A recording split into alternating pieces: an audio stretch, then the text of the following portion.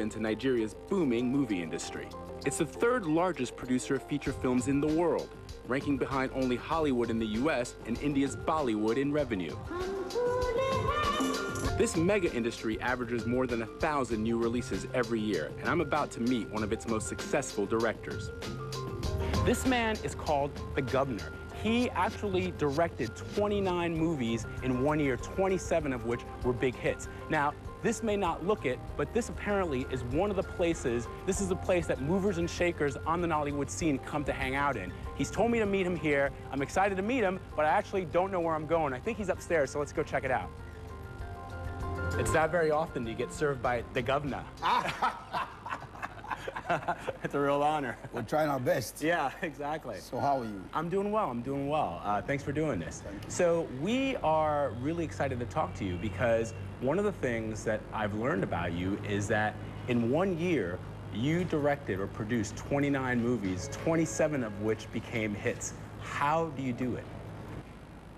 Well, that's Nigeria for you. That's the never say die spirit of the average Nigerian man. That's the strength of the black man. And if we can get it this way, we have to do it this way and still try to do it right. And for me, that was a great challenge. And when you're good in what you're doing, there is the tendency that people call you to do more. So that was just it. These particular movies were produced by several people.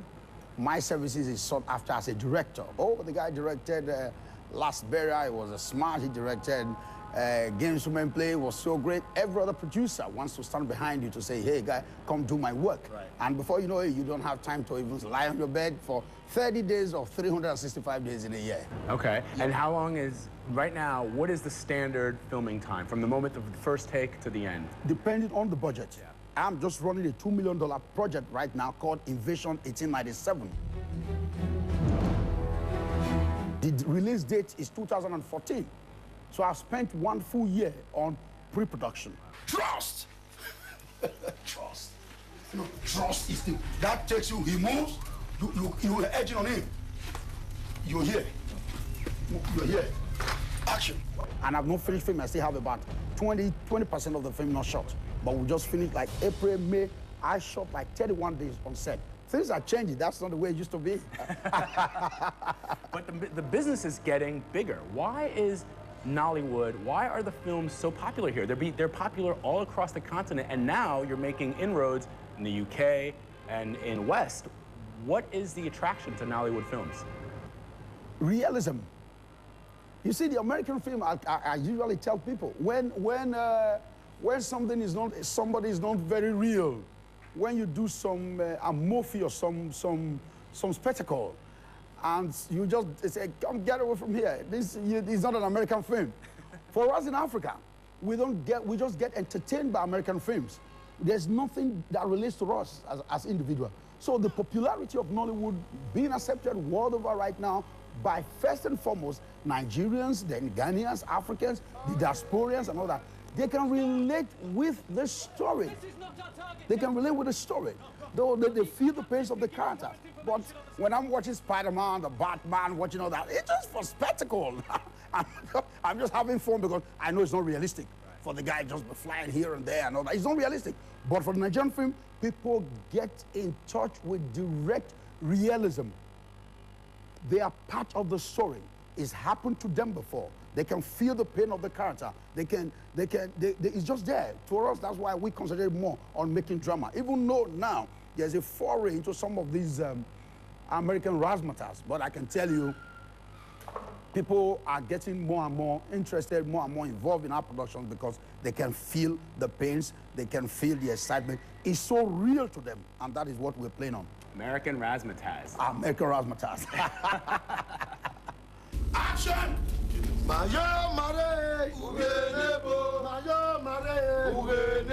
Now you're talking about a budget of $2 million.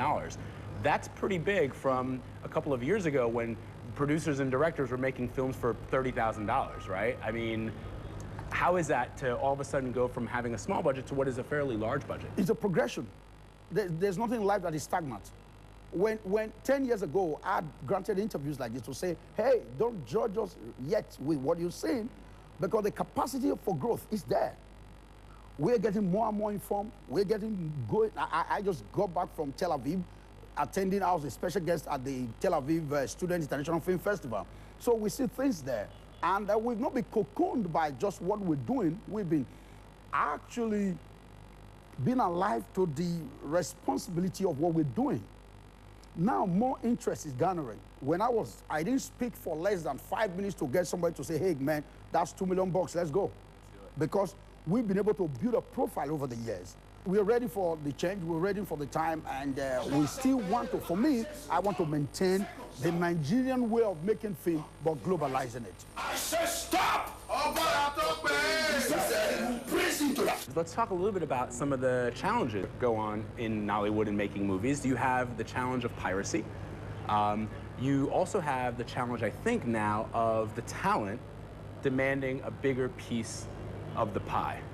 How is Nollywood prepared to deal with some of those challenges? The challenges are enormous. We just want to be positive.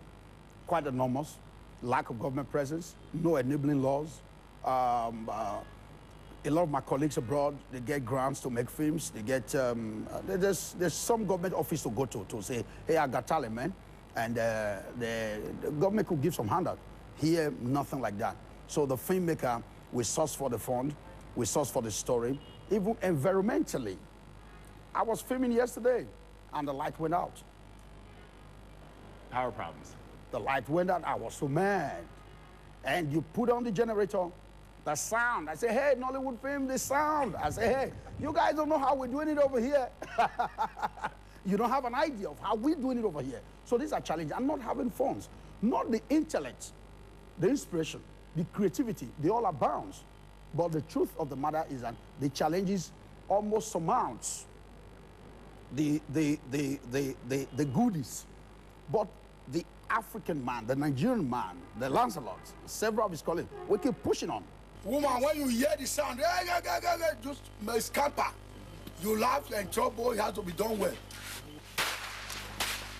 We ain't going to give up. We're doing what we're doing. We believe in what we are doing. We are hoping that opportunities like this will be able to attract people to give the right investment to the business. We don't have film villages here.